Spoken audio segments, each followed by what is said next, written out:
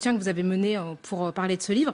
Je trouve très intéressant que vous disiez « nous avons défendu les minorités ». Je pense que ce qui vous pose problème, c'est que les minorités aujourd'hui se défendent elles-mêmes selon leurs propres termes. Et moi, ce que j'entends dans votre propos, c'est la complainte d'une génération qui n'a plus le monopole des questions qui font débat et qui, en fait, est obligée d'entendre des voix qui n'étaient pas au centre du débat, qui étaient des voix périphériques, qui s'imposent selon leurs termes, selon une terminologie qui, effectivement, n'est pas forcément plaisante pour des personnes qui sont quand même, comme vous l'êtes, aussi privilégiées, il faut le dire, privilégiées socialement. Vous faites partie des personnes dont la voix compte dans le débat français. Et c'est vrai qu'autrefois, il y a quelques années, moi, dans la France où j'ai grandi, les voix comme la mienne n'étaient pas conviées autour d'une table pour prendre la parole. On ne voyait pas beaucoup de personnes transgenres parler de leurs propres conditions. Les discours sur la question climatique étaient très minoritaires.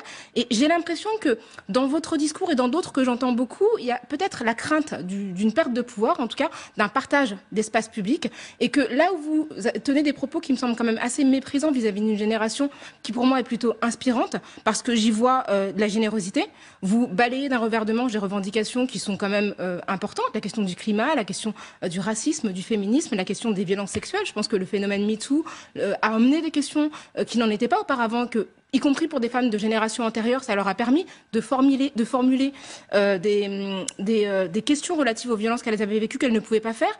Et je trouve que c'est dommage qu'on ne voit pas finalement une génération qui est ouverte, qui est généreuse sur des problématiques qui ne la concernent pas forcément directement et qui a simplement envie de s'enrichir d'expériences qui ne sont pas les siennes. Alors, Brice Couturier. Pour la première partie de votre question, moi ce que je constate plutôt, c'est qu'un certain nombre de gens qui sont privilégiés sur le plan financier, sur le plan économique, sur le plan des privilèges culturels et des relations sociales, font la leçon à beaucoup d'autres sur le thème nous appartenons à des minorités, donc nous avons une vérité qui s'imposera à la vôtre. Ça, je le refuse absolument parce que c'est une trahison. C'est une trahison des idéaux de gauche. Les idéaux de gauche sont pour les égalités économiques et sociales. Que des gens à qui pensez-vous en France, par exemple? Quand vous dites ces personnes privilégiées... Parce que moi, non, par exemple, la Silicon Valley est pleine aujourd'hui de gens qui sont effectivement ouverts sur la diversité ethnique, mais pas tellement ouverts sur la distribution de leur fortune personnelle, c'est le moins qu'on puisse dire. Mais si on prend un exemple comme par exemple une femme comme Assa Traoré, elle vient d'un quartier extrêmement populaire et des femmes comme elle, il n'y en avait pas en France sur les plateaux de télévision. Elle a drainé derrière elle une génération qui s'est éveillée à des problématiques qui n'existaient pas. Et moi, je trouve que c'est nouveau, c'est rafraîchissant. Et effectivement, elle fait partie de cette génération.